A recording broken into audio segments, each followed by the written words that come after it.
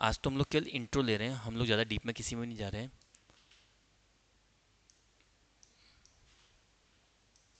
चलो, मैं अगर सिंपली बात बोलूँ, ग्रुप वन के अंदर आपके टोटल 4 सब्जेक्ट हैं: SFM, DT, लॉ और SCM। मेरे हिसाब से जहाँ तक मैंने ऑब्जर्व किया है, SCM का पेपर भी ठीक आता है, और ये आपके लिए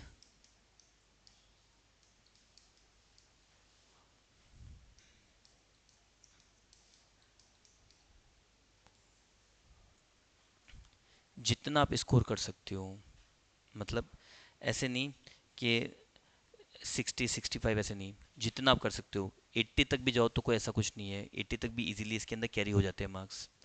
बस आपको अपने बेसिक्स पे इन पे ध्यान रखना है। दूसरी होती है हर सब्जेक्ट के अंदर स्ट्रेटेजीज। आपको ना हर सब्जेक्ट का, क्योंकि फाइनल में होना, तो इस चीज़ को बहुत ज़्यादा ध्यान से देखना, हर एक का पेपर पैटर्न समझना, और उस पैटर्न के हिसाब से आप अगर पढ़ोगे ना, तो आपको कम एफर्ट में ज़्यादा चीज़ें भी कर सकते हो। हर सब्जेक्ट का पेपर पैटर्न देखो। पेपर पैटर्न जो न्यू 2022 सिलेबस है उसके अंदर तो ऑलमोस्ट सेम है। तो देखो, हमारे लिए SCM का पेपर पैटर्न क्या है? क्वेश्चन नंबर 1 तो वही MCQ, 15 MCQ, 30 मार्क्स। अब इसके अंदर भी क्या सीन है?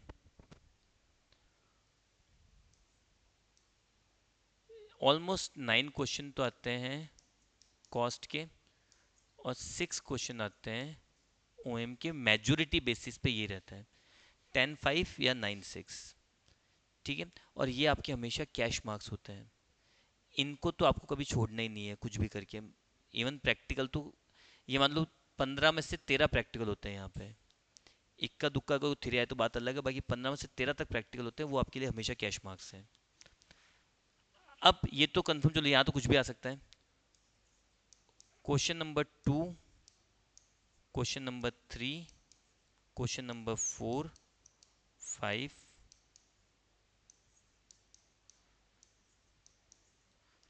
तो ये जो 4 क्वेश्चन है ये आएंगे आपके कॉस्ट के,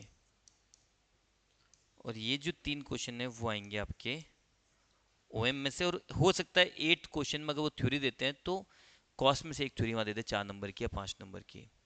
ठीक है,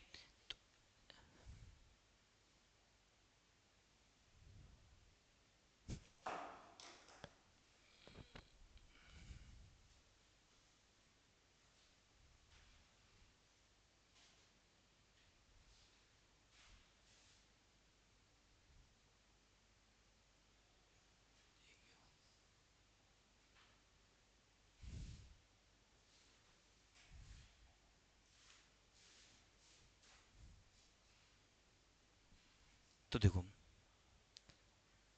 अगर आप इसको देखते हो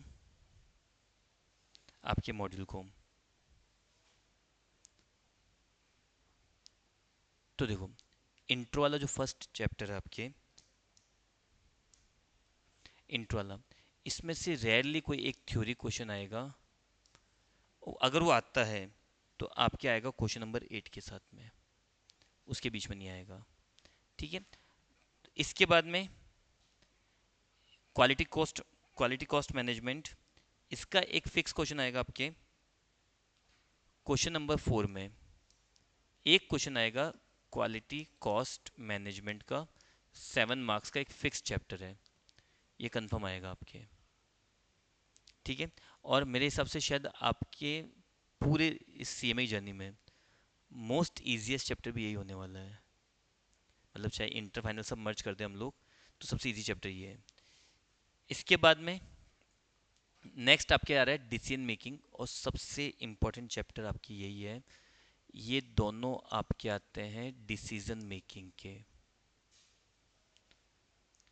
हर एक क्वेश्चन कितने मार्क्स का? 14 मार्क्स, ये तो पता है। तो 14 × 2, ये सिंगल चैप्टर ही कितने मार्क्स का हो गया? 28 मार्क्स का। अब मैंने आपको ये बोला 28 मार्क्स तो यहाँ दिख रहे हैं, MCQs में भी इसी में से 2-3 क्वेश्चन बनते हैं। तो अराउंड अराउंड ये सिंगल चैप्टर आप लोगों के लिए single chapter around around 32 to 34 marks carry कर जाता है। और एक बात और ये भी तो समझो, हमें इन 7 में से एनी 5 अटेंड करने हैं। आ रही हो समझ में? कोई भी 5 अटेंड कर सकते हैं। अब सोचो अगर वो 30 मार्क्स और ये 28 मार्क्स, 58 + 7 55 तो आप इजीली कैरी कर सकते हो, 65 सॉरी। तो हर एक सब्जेक्ट में क्या पैटर्न अब फिक्स है। तो ये आपको अब समझना है कि किस सब्जेक्ट में कैसे क्या मैनेज करना है। और अगर आप लोग ये अटेम्प्ट दे रहे हो तो आपके दिमाग में पहले ये होनी चाहिए कि हम लोग प्रिपरेशन स्टार्ट कैसे करें। ये नेसेसरी नहीं है कि सारा पढ़ना जरूरी है या ये सब कुछ नहीं। आप लोग ये देखो कि किस में कितने मार्क्स का करने से हमारे को एग्जामिशन या हमारा टारगेट अचीव हो रहा है। फर्स्ट एक टारगेट सेट करो। टारगेट शॉर्ट टारगेट होने चाहिए। शॉर्ट टर्म टारगेट कैसे, मैं मेरे टाइम पे कैसे करता था, मैं मेरे टाइम पे करता था सबसे पहले 40 मार्क्स 50 मार्क्स को कवर करता कि भाई किन किन को पढ़ने से मैं 40 तो लेके आ ही जाऊंगा। मैं सबसे पहले हर एक सब्जेक्ट के अंदर वो 40 मार्क्स का जो मटेरियल है उसको बहुत तरीके से ख़त्म कर देता था। मैं मेरे 40 तो अब कहीं नहीं गए हर एक सब्जेक्ट में। अब मुझे लेके आने हैं पासिंग मार्क्स मतलब एग्रीगेट 200। अब मैं वो किस किस में और एक्स्ट्रा मेहनत करके कर सकता हूँ या किस में मेरा इंटरेस्ट है। फॉर एग्जाम्पल मेरा थ्योरी में कभी इंटरेस्ट नहीं रहा। मैं थियरी जो सब्जेक्ट्स जो है मैं पढ़ ही नहीं सकता। मेरे लॉ में भी इतने मार्क्स कभी नहीं आए, होता है मेरे 40 41 यही मार्क्स हमेशा रहे। तो मेरा इंटरेस्ट नहीं था, लेकिन मेरा प्रैक्टिकल में इंटरेस्ट है कि मैं प्रैक्टिकल कितना भी कर दो कुछ भी कर लो। तो मैनेज करना पड़ता है कि यार कॉस्ट ऑडिट, तो ये तो थ्योरी थी इतना प्रैक्टिकल है, इसमें मैं क्या करूँ मेरे मार्क्स आ जाएं। तो वो मैनेज कर लिया। तो उसके बाद बाइफोकेट करके मैंने 200+ टोटल लेके गया। फिर अब सोचते हैं कि यार रैंक लाने के लिए क्या करना है, और 40 नंबर एक्स्ट्रा लेके आने हैं। तो अब मैं और किस किस कौन कौन से चैप्टर किस किस पर और ध्यान दूँ।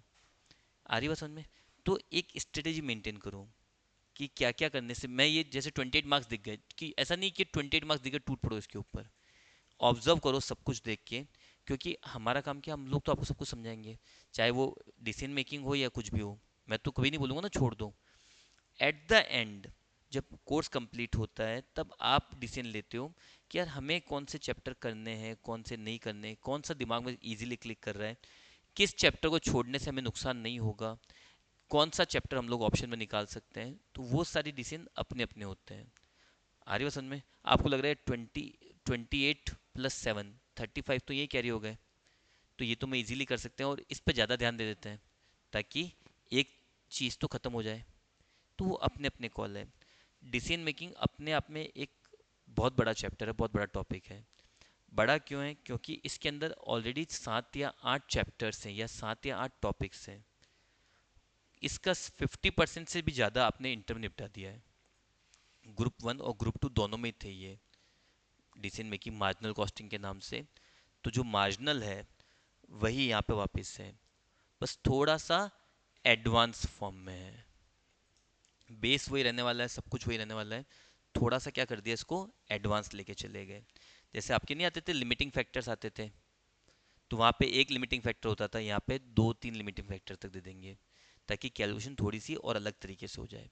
वहाँ पे मेक और बाय के डिसीजंस होते थे, यहाँ भी वो सब है। ट्रांसफर प्राइसिंग वहाँ पे भी था, यहाँ पे भी है। तो मोस्ट ऑफ द चीज़ें तो सेम है। ऐसा नहीं है कि बहुत कुछ अलग है या बहुत कुछ यूनिक, ऐसा कुछ भी नहीं है। आ रही मेरी बात समझ में सबके? तो 28 और 7, उसके बाद में नेक्स्ट फोर्थ एबीसी कॉस्टिंग। इसमें से भी एक क्वेश्चन आएगा यहाँ पे 7 मार्क्स का। आ रही हो समझ में? तो देखो पेपर पैटर्न अब फिक्स ही रहेगा। सेकंड और थर्ड डिसीजन मेकिंग के क्वेश्चन आ रहे हैं, अब वो 14 14 के भी दो आ सकते हैं, 14 7 7 भी दे सकता है, साथ साथ के 4 क्वेश्चन दे सकता है। वो उसका लुकआउट है उस पल उस टाइम क्या आ रहा है। पर ये पैटर्न फिक्स है कि 2 क्वेश्चन डिसीजन मेकिंग के। फोर्थ में क्वालिटी कॉस्ट मैनेजमेंट और एबीसी दोनों के एक एक क्वेश्चन आएंगे 7 7 मार्क्स के। ठीक है। अब इसके अंदर दो मेन चैप्टर आ जाते हैं। एबीसी के अंदर दो चैप्टर है, एक एबीसी और दूसरा जस्ट इन टाइम। पर मेजोरिटी केसेस के अंदर, मेजोरिटी छोड़ो, 90% केसेस के अंदर एबीसी ही आया है। और एबीसी वही है जो आपके इंटर में था। कुछ यूनिक अब इसके अंदर कुछ भी अलग भी नहीं है। सेम इंटर वाला कॉन्सेप्ट या इंटर वाली चीज़ आप अप्लाई कर सकते हो, कोई दिक्कत नहीं है। मतलब जिसके इंटर में अच्छा पड़ा हुआ है उसको तो शायद फाइनल में एक दो क्वेश्चन वापस देख ले, बात खत्म। आ रही बात समझ में? इसके बाद में इवोल्यूशन परफॉर्मेंस, या ये आपके है स्टैंडर्ड कॉस्टिंग एक्चुअली, ये आपके लिए है स्टैंडर्ड कॉस्टिंग। और इसका एक क्वेश्चन वापस से फिक्स आएगा,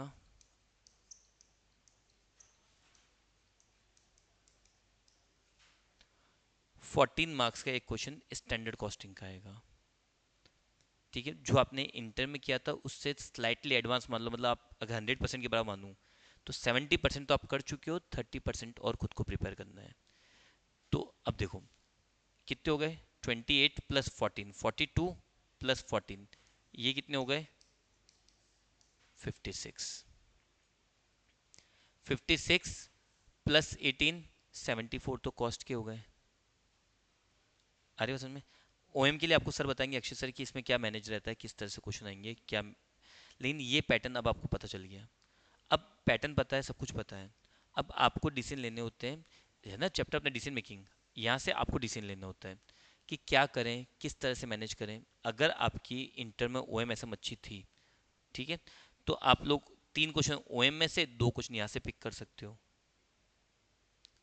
ठीक है, नहीं तो 4 यहाँ से 1 यहाँ से, मतलब कुछ भी परम्यूटेशन कॉम्बिनेशन लगाना है आपको, कुल मिला के 5 अटेंड करने हैं। 5 अटेंड करें, बात खत्म, इससे ज़्यादा कुछ है नहीं। इन सबको करने में अपने को अप्रोक्सीमेटली 3 मंथ्स मान लो। 3 मंथ्स भी किस लिए, रीज़न समझाता हूँ मैं। केवल ऐसा नहीं है कि जैसे बुक खोली क्वेश्चन करा के स्टार्ट कर दिया, ऐसा नहीं है। कोई क्वेश्चन है, अब मुझे लग रहा है कि यार इस क्वेश्चन को अगर मैं डायरेक्ट कराने गया तो ठीक है, मैं क्वेश्चन तो करा दूंगा, शायद बच्चे एफर्ट डाल के समझ भी लेंगे, पर होती है ना वो प्रोफिशिएंसी और एकदम से खुद से भी आना कि भैया हाँ हम खुद से कर सकते हैं, वो चीज़ कभी नहीं आएगी। फिर क्या होगा, केवल क्वेश्चन रटने में आ जाएंगे सारे सारे कि हमने ये क्वेश्चन, ये वाला क्वेश्चन अच्छा, ये तो ऐसे ऐसे होगा, याद है। अमाउंट चेंज कर दी, थोड़ा सा पैटर्न चेंज किया तो आपको नहीं आएगा।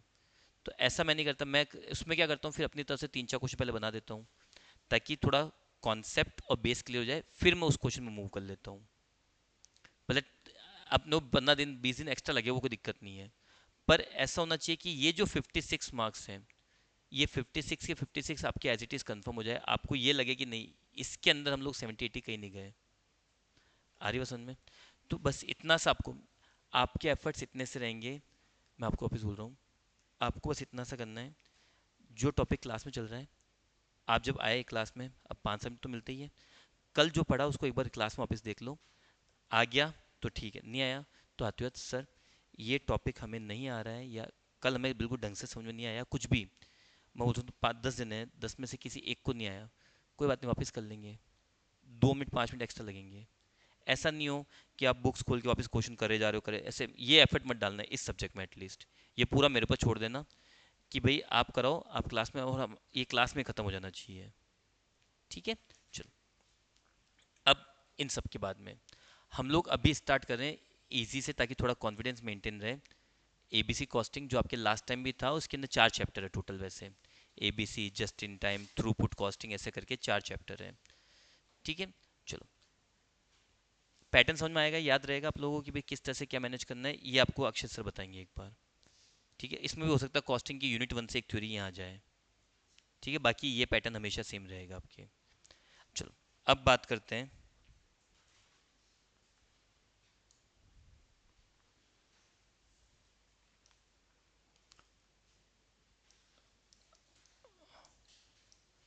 एबीसी। चलो, चैप्टर वगैरह हम लोग सब कुछ कल से स्टार्ट करेंगे, आज कुछ भी स्टार्ट नहीं कर, आज कुछ भी लिख नहीं रहा, आज केवल ओवरव्यू ले रहे हैं।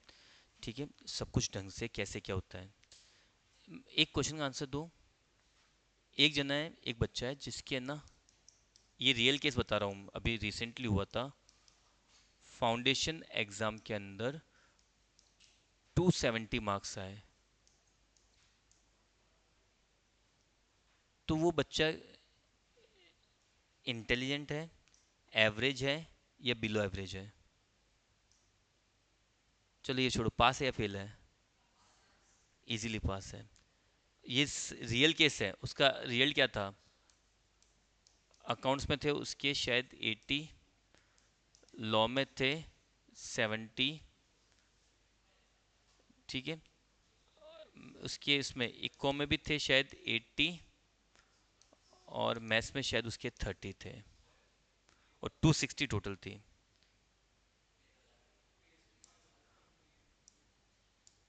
उसकी टोटल 260 थी।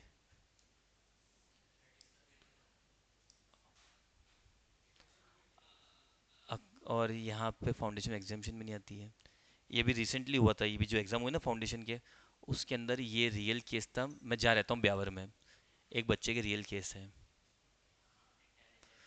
मैं उधर देखा 260 मार्क्स, खुश। मैंने कहा पास।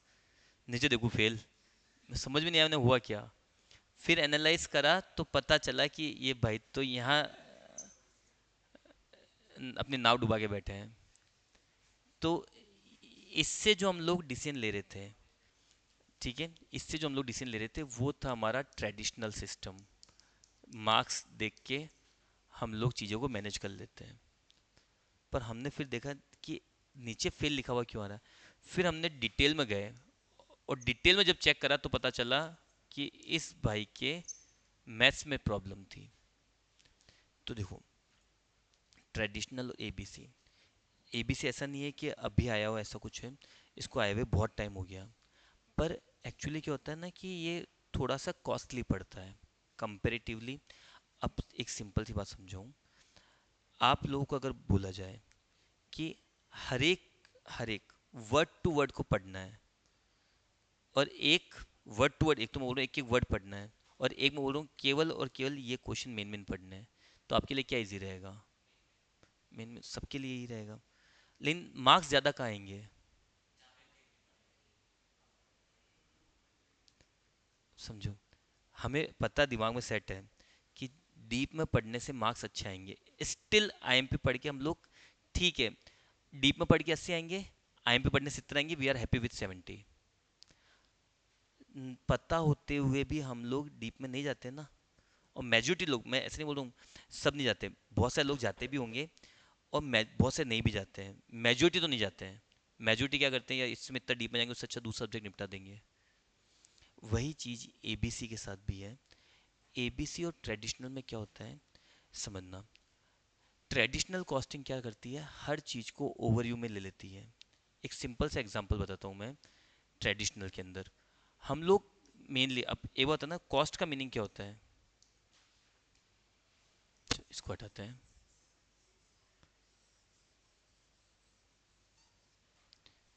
What do you mean by cost? या मैं वर्ड बोलता हूँ टोटल कॉस्ट। टोटल कॉस्ट का मतलब क्या होता है? A mixture of direct expenses,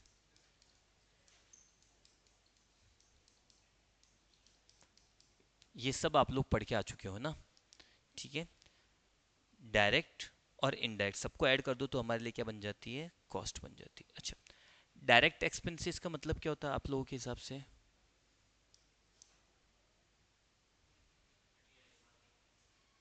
material labour, meaning क्या होगा इसका?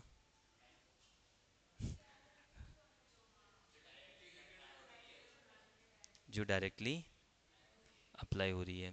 या मैं बहुत इजी में बोलूँ, ऐसे एक्सपेंसेस जो किसी पर्टिकुलर प्रोडक्ट या सर्विसेज से डायरेक्टली लिंक्ड है और अलोकेटेड है, वो सारे खर्चे क्या होते हैं, डायरेक्टली। ठीक है। तो इसको मैं बोलूँ अगर मैं, तो expenses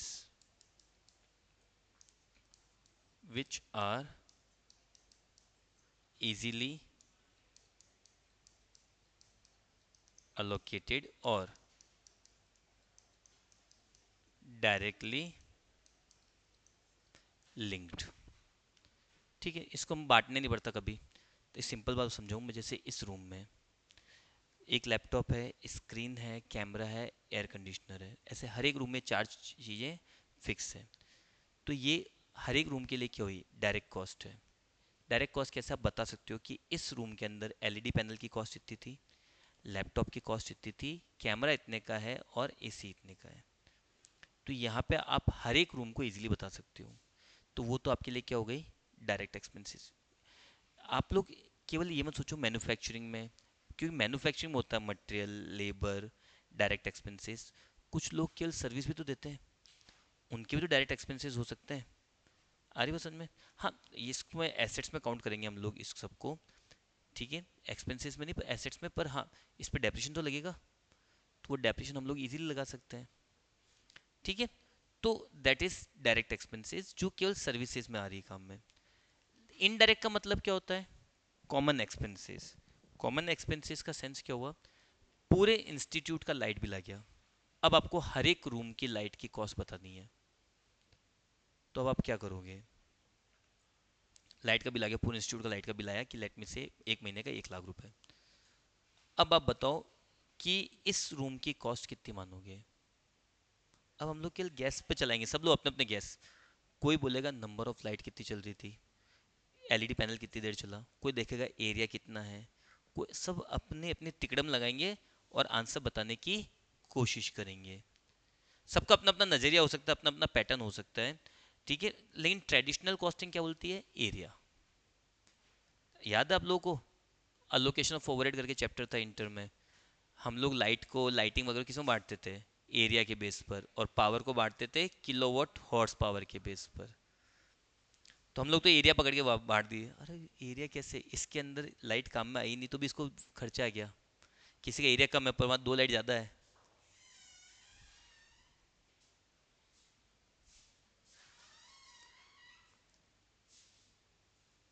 तो इनडायरेक्ट एक्सपेंसेस क्या होते हैं? Expenses which are incurred but not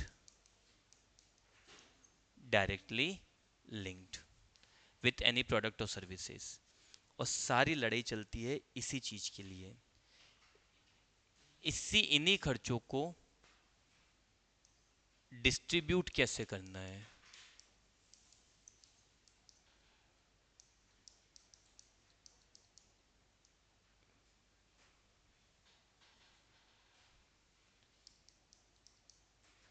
इन्हीं खर्चों को डिस्ट्रीब्यूट कैसे करना है इफेक्टिवली, ये सारी लड़ाई चल रही है अब ट्रेडिशनल और एबीसी के अंदर। और यही हमारे 2 चैप्टर का मेन बेस है।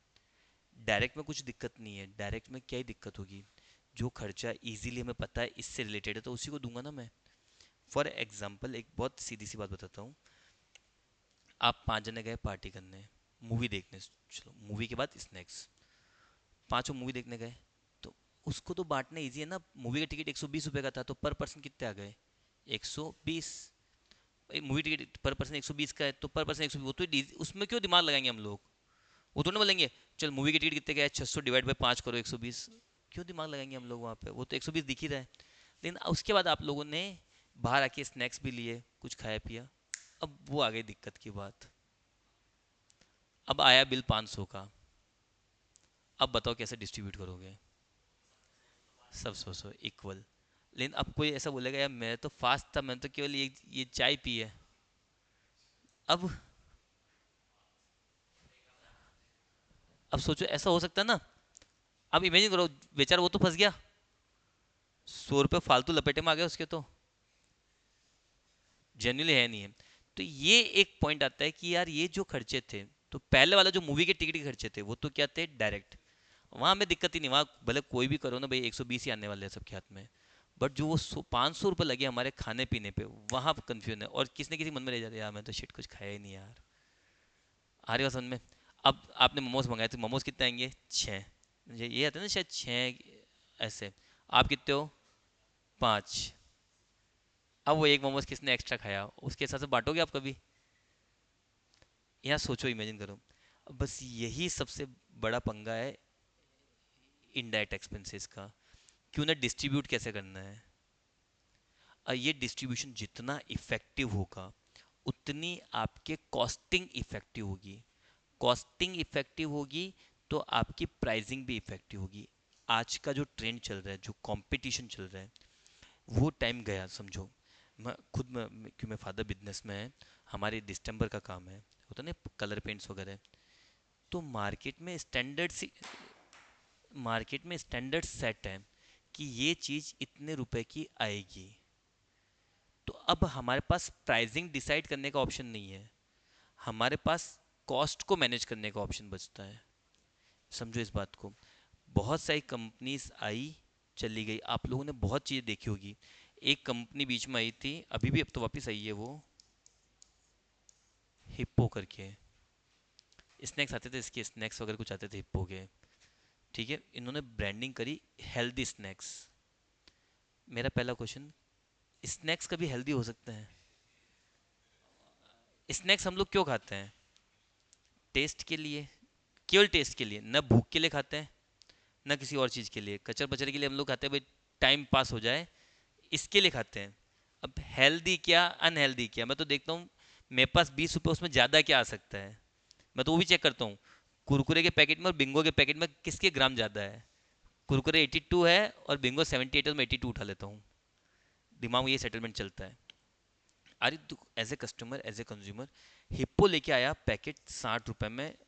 ऐसे एक और भी कंपनी आई थी, हम नाम भूल गए उसका, विराट कोहली ब्रांड एम्बेसडर था, 2M करके। 2M करके ये भी आए थे, और इनकी प्राइसिंग थी 40 रुपए।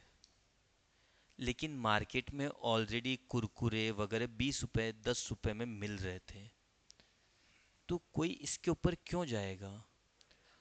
ठीक है। दो, हाँ, कुरकुरे 2M प्रोडक्ट अलग था, पर उस टाइम वापस नोटिस करोगे ना आप उस स्ट्रेटजी को, तो उस टाइम 2M बंद हुआ, प्रोडक्शन बंद हुआ कुछ टाइम के लिए, 2M गायब हो गया मार्केट से। अब जो इसके पैकेट आ रहे हैं, आप नोटिस करोगे, अब इसका पैकेट 20 का और 10 का भी आ रहा है। तो what is the thing is, market में प्राइसिंग बहुत मैटर कर रही है। आप कितना भी अच्छा प्रोडक्ट बना दो, अभी मैं बता रहा हूँ, प्रोडक्ट की बात करें तो अभी एनाक वॉच आई थी, टैग बर्नर की भी बहुत वो हुई थी, वो स्मार्ट वॉच आई थी एक टैग बर्नर करके है, स्मार्ट वॉच 7,000 में उसने वॉच निकाली। कितने पंगे हो आप खुद सोचो। क्योंकि मार्केट में ट्रेंड सेट है कि एक वॉच ऑलमोस्ट ऑलमोस्ट 3 4 5 हज़ार तो मैक्सिमम उसमें आ जानी चाहिए। तो जब ट्रेंड सेट है, तो आपको उस ट्रेंड के हिसाब से अपनी चीज़ें मैनेज करनी होती है। तो आज जो जनरेशन है, अब जो जनरेशन, अब जो बिजनेस है, जो कंपटीशन है, वो आपको ये अलाउ नहीं कर रही है कि आप अपनी प्राइसिंग लेके आओ, कम लेके आओ, चलेगा। पर एक जो स्टैंडर्ड सेट है, आप खुद सोचो, बालाजी ये सब कॉम्पीट क्यों कर पाया? बालाजी भी नया आया था उस टाइम, लेज, अंकल चिप्स एस्टेब्लिश हो चुके थे, बालाजी क्यों चल पाया? उसने उसी प्राइस सेक्टर के अंदर ज़्यादा क्वांटिटी दी। कभी नोटिस करना, उसने वो प्राइस कभी नहीं तोड़ा, सेक्टर को ब्रेक नहीं करा, कभी नोटिस करना आप लोग, सेक्टर ब्रेक नहीं कर पाया वो। उसने 5 10 20 यही प्राइसिंग निकाल के 35 40 इसी प्राइसिंग सेक्टर में वही चीज़ें दी, पर क्वांटिटी थोड़ी ज़्यादा दे दी, क्योंकि प्राइस सेक्टर फिक्स हो चुके हैं। अब उसी प्राइस सेक्टर में रह के, मतलब अगर मैं कोई भी स्नैक्स लेके आ रहा हूँ, तो मुझे 20 और 10 के आसपास ही उसकी प्राइसिंग रखनी पड़ेगी। अब मुझे ये प्राइसिंग रखनी है, तो मेरी कॉस्ट, इसी में से मुझे प्रॉफिट भी निकालना है और मेरे खर्चे भी निकालने हैं। अरे समझ में। तो अब अगर मैं ये सोचता हूँ मुझे एक पैकेट के ऊपर 2 रुपए का प्रॉफिट लेना है, तो मेरी कॉस्ट कितनी हो गई? 18 रुपए, ये मेरी कॉस्ट। अब जो सिनेरियो उसमें आप अब तक क्या करते थे, अब तक की सिचुएशन, अब तक की कैलकुलेशन बताता हूँ मैं आपको। आप क्या करते थे?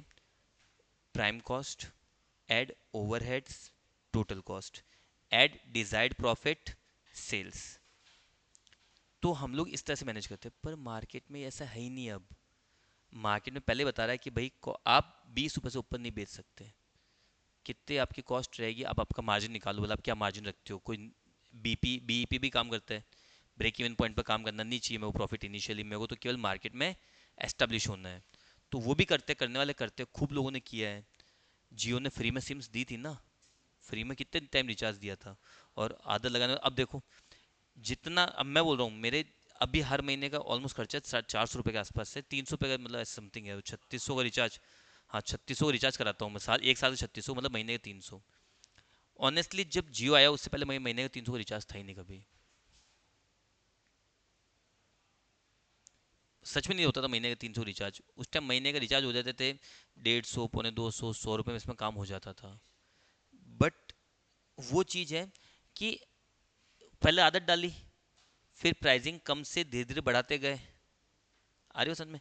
तो आपको किस सेक्टर में किस तरह से मैनेज करना है, क्योंकि जियो का आने के पहले काफ़ी सारे, और जिसमें एयरटेल तो डोमिनेट कर रहा था मार्केट को।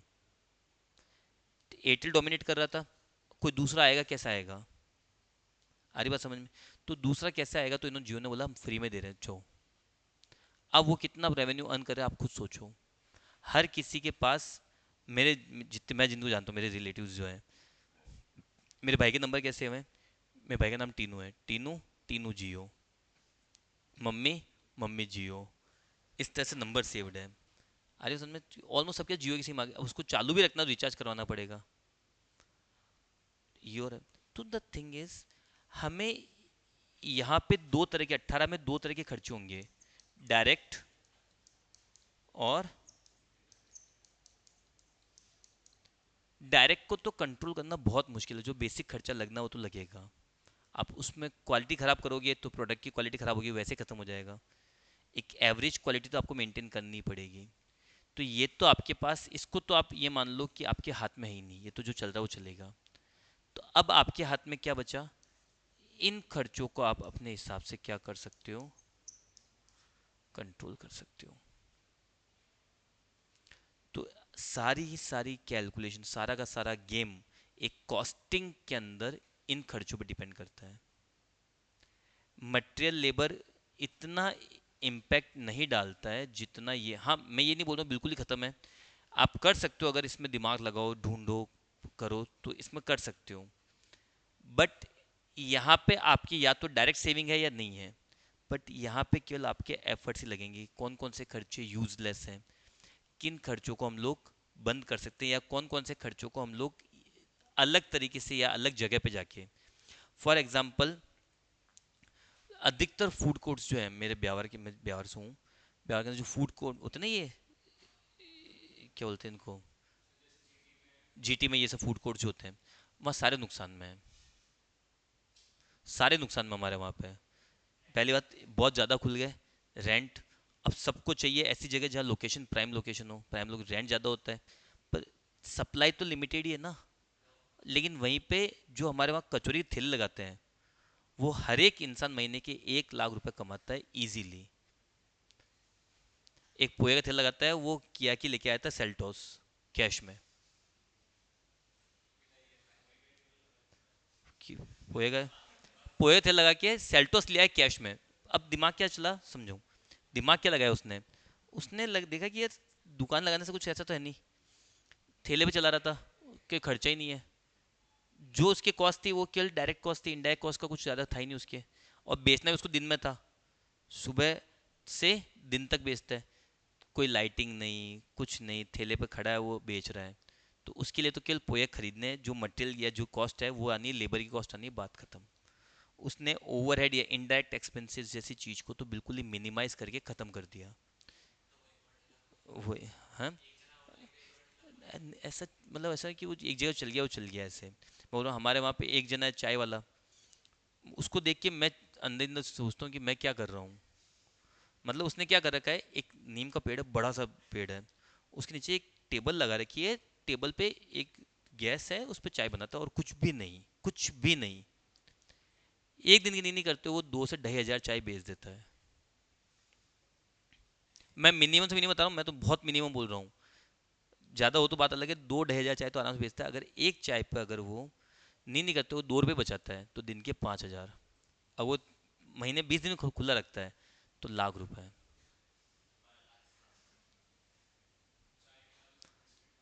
कुछ भी नहीं, कुछ भी नहीं, वहाँ पे केवल एक टेबल है। मैं वो टेबल बोल रहा हूँ ना, टेबल भी कितनी, इससे भी छोटी टेबल है, यहाँ तक मान लो।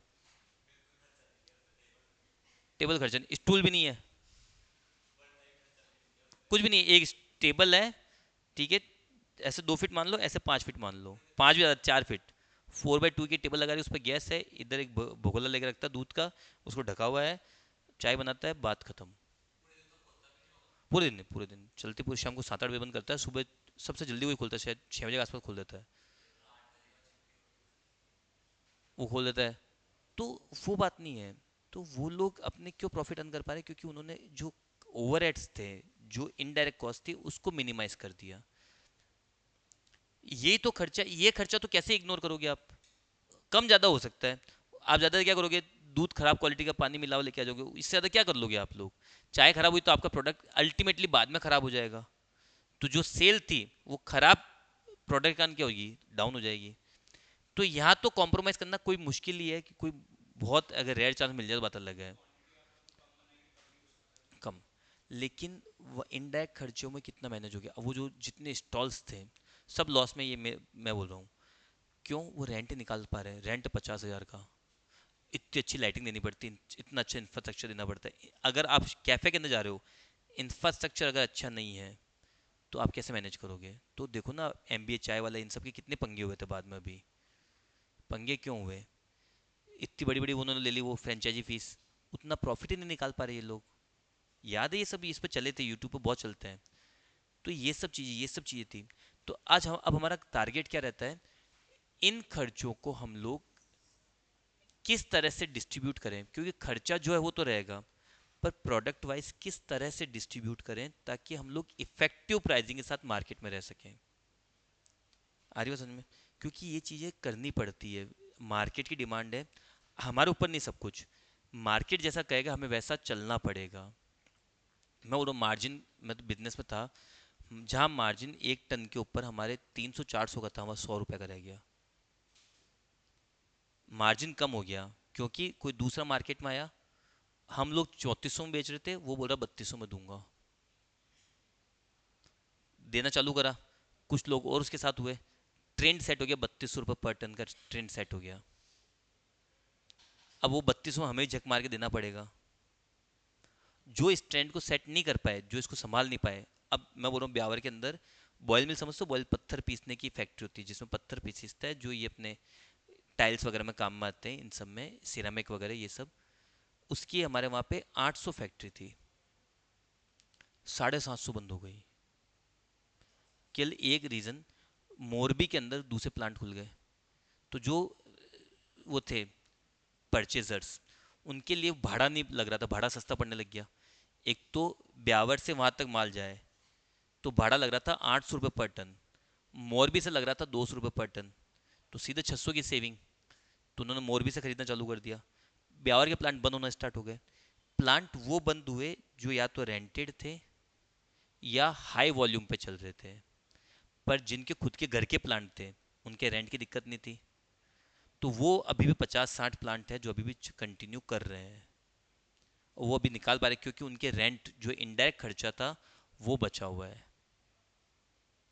आ रही है समझ? क्योंकि जो बेसिक चीज़ें वो वैसी रहेगी। अब मटेरियल पत्थर जो आता है वो कहीं से 1000 का आ रहा है तो कहीं 950 में ले लोगे आप, ज़्यादा से ज़्यादा, इससे ज़्यादा फर्क नहीं आएगा कभी भी। बट जो दूसरा खर्चा था, रेंट, रेंट होता महीने के 1.5 2 लाख रुपए, 3 लाख रुपए, साल के 36 लाख रुपए। 36 लाख रुपए का रेंट देना कितना मुश्किल है जब आपका सेल उतनी नहीं हो पा रही है।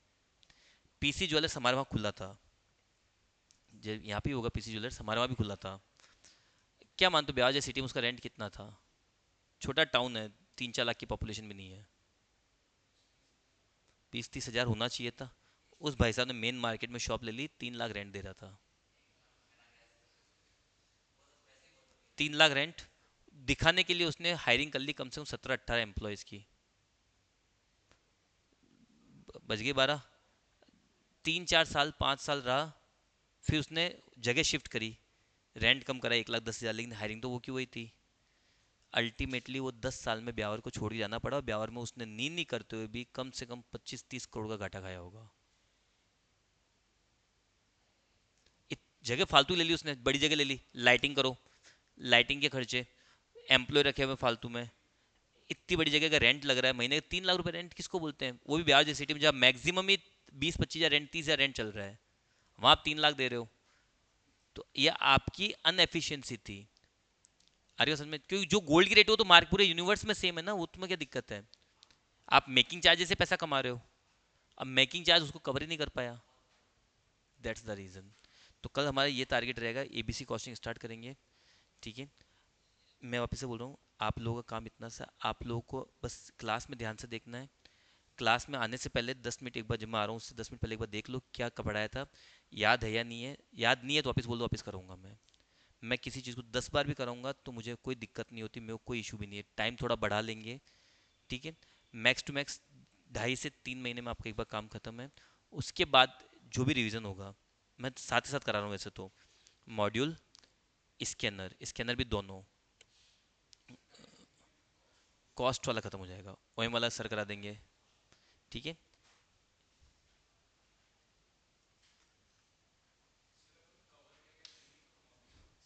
मॉड्यूल, स्कैनर और सी